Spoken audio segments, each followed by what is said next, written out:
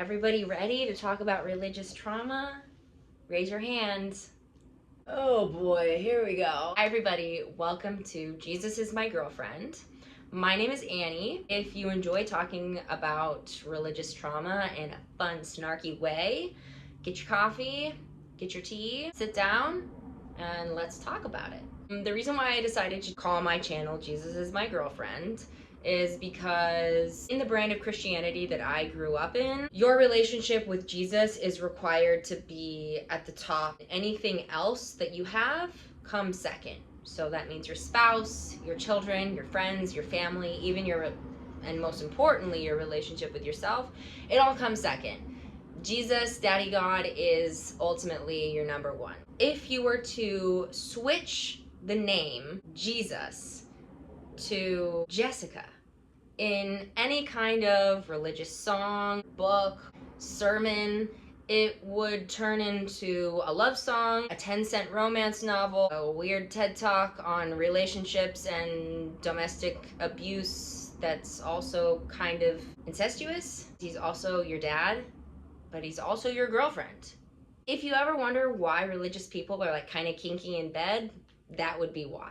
We'll talk about it. Let's talk about it. Welcome to Jesus is My Girlfriend. So let's begin at the very beginning. My parents were radicalized in the 80s, like right around the Satanic Panic era. They were having issues with their relationship together, and rather than like going to therapy or breaking up with each other and working on themselves individually, they decided to join a cult and have children. That comes me and my other siblings, and we are all now little Christian nationalist, evangelical little soldiers for Christ. I am the middle child of 3 kids, and I feel very lucky to not be the first. My sibling Elly from Fundie Diaries, go check them out, was the first in our family, and they honestly took the brunt of a lot of the experimental indoctrination. By the time I came around, my parents were a little bit more relaxed. I mean, still extremely culty, but kind of a little bit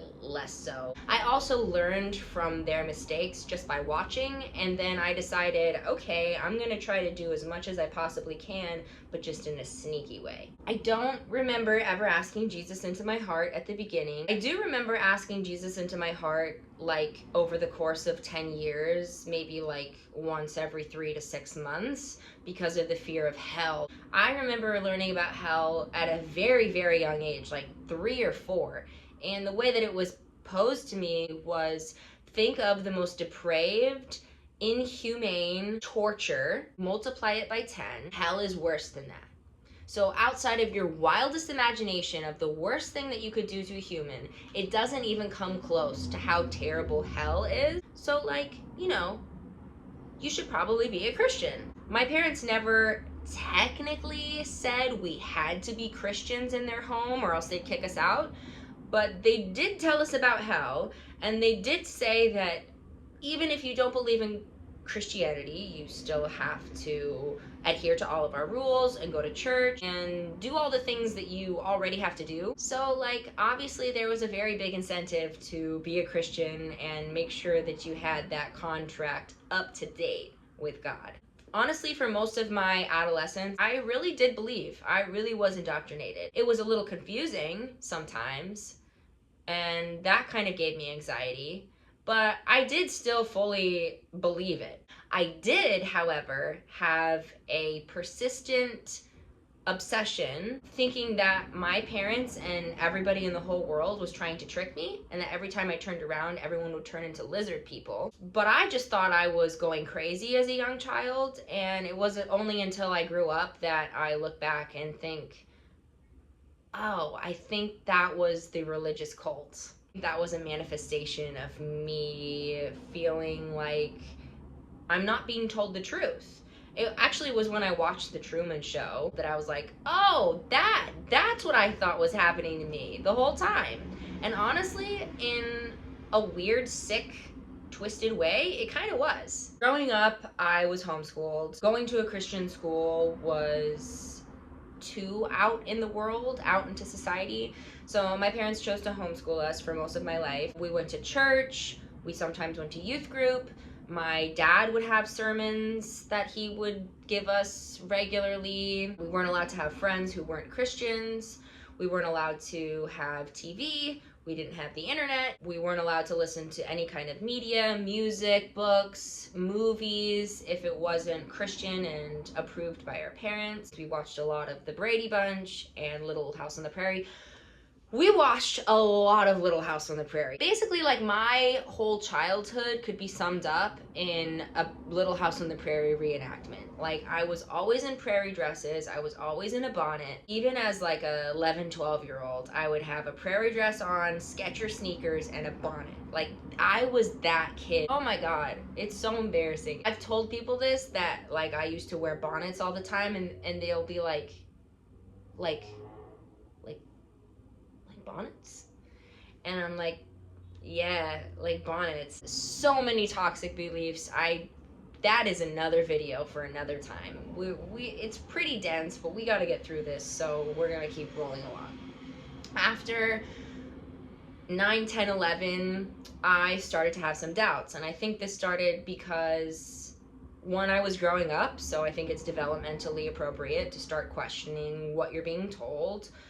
I was homeschooled by my granddad for a short time. I was at a 3rd grade math level when I was in 6th grade, and he was able to catch me up over the course of like 6 to 9 months. And so we spent a lot of time together. We would have lots of talks. We would always play games. We played like cribbage. Especially because I didn't have a lot of friends, I would always be like, my granddad's my best friend. And I think that's like very sweet and also like really fucking sad too, because I didn't have any friends, because we were in a cult. Anyways, my granddad, in this one conversation that I can remember very vividly, sat down with me and asked me, if God created a brain and he intended for you to have a brain, then why wouldn't he want you to use it? Basically, if God gave you the ability to critically think, then why wouldn't he want you to critically think? Why wouldn't he want you to think for yourself?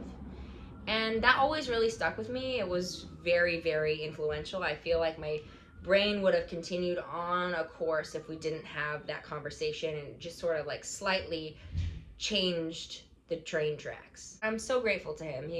He was one of my best friends growing up, and I miss him very dearly. I love you, Ed. And I think another reason was acting, community theater.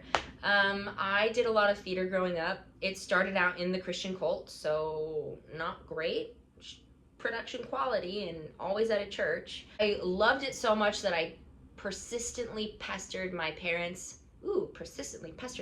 to get me into theater, and they finally obliged, letting me do this community theater that some of the other cult kids had been a part of before. This was a secular organization. It was the only secular organization I was involved in as a kid, like completely until I was 18, the only one. It really did change my perspective a lot and gave me a little taste of life that I was really hungry for. I met kids there who wore makeup, who listened to music I had never heard of. I met kids who were gay, and I had never even heard of the word gay before, let alone know that there was a whole world outside of heteronormativity. I was completely culture shocked. I was totally overwhelmed, and I only wanted more. I only did a couple plays there, probably because my parents were like, hell no, you can't be a part of this anymore, but it was really influential, and I think it really did change.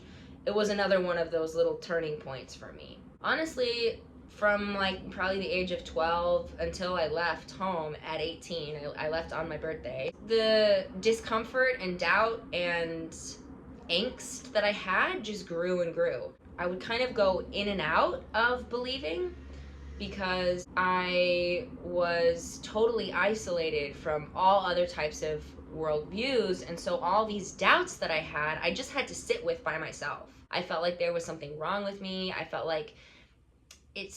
felt really shameful for like just being embarrassed all the time. I felt like it was really cringy, some of the things that we had to say and do, and I never wanted to talk openly about my faith because I felt like I was so goofy and cringy. Like when you talk to a 13-year-old and they're asking you about your personal relationship with Jesus Christ, you're like, okay, yeah, I know where this conversation is going, and like this kid is probably in a cult. Like, and I could sense that and pick up on it, and I didn't like it. I didn't like it at all, especially the more and more that I grew. I remember not wanting to pray out loud. I remember having fights with my parents, being like, why don't you pray out loud? And I'm like, I don't want to. It seems weird and performative, and I don't know what to say. My mind kind of goes blank, and I don't even feel like I'm talking to anybody. So it was very confusing growing up. It was very contradictory in my brain.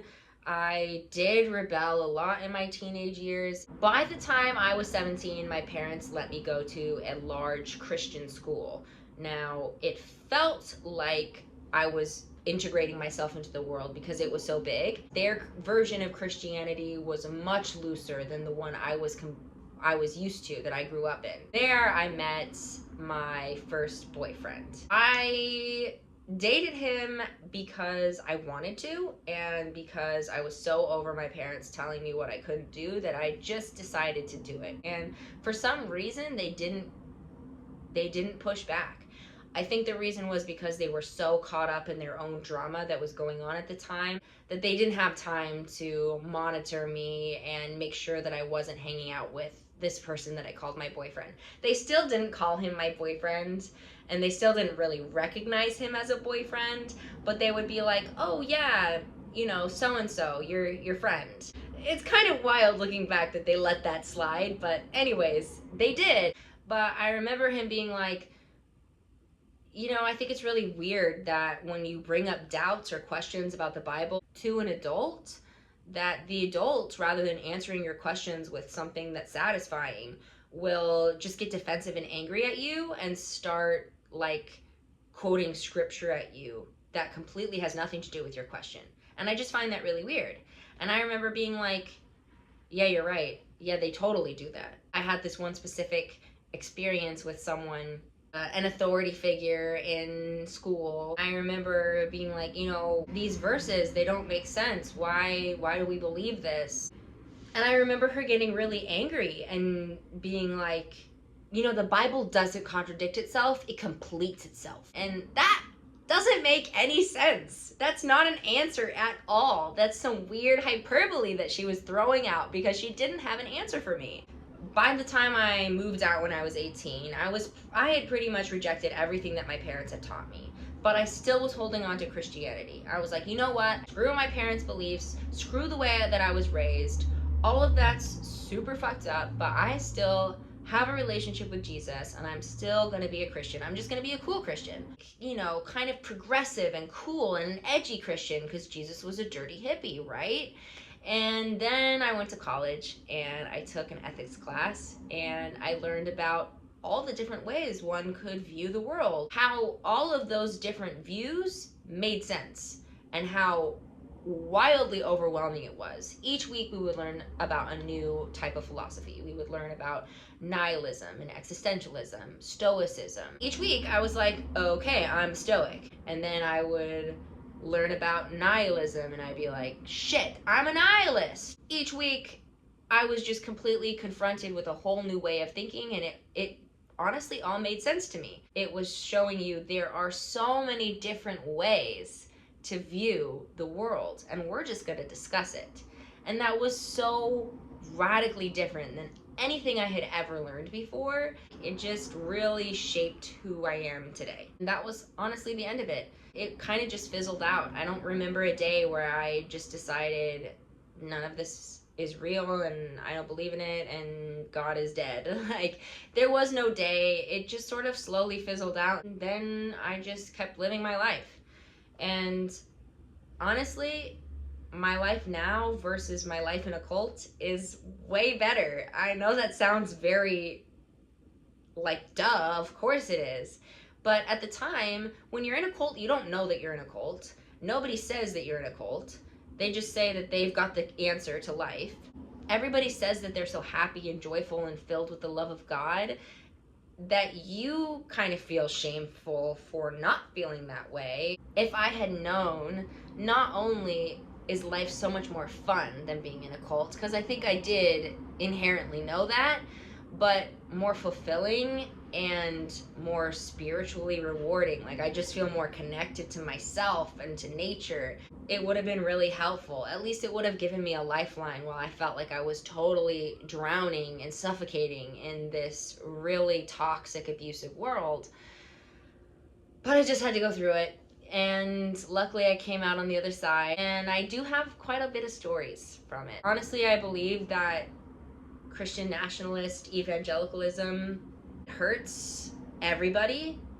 Everyone who practices it, it's hurting them as people, and that it's really dangerous, especially in this political climate, as Christian nationalism is gaining power more rapidly. I think it's really important to talk about. It wants to control and manipulate its people so harshly, to the point where they squeeze all the life out of somebody, all of the creativity.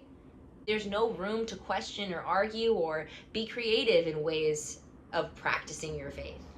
So I think that's really harmful and dangerous. If you are still here and you stuck around, congratulations. That was a long one to get through. The well of information and stories that I have goes very deep, and there is a whole lot of it. So if you liked this and you were entertained or you learned something, then definitely come back, because there will be more. Always question everything. If you don't, then things will stay the same, and what is the point in that? I'll see you all in my next video, and thanks for watching. Okay, bye!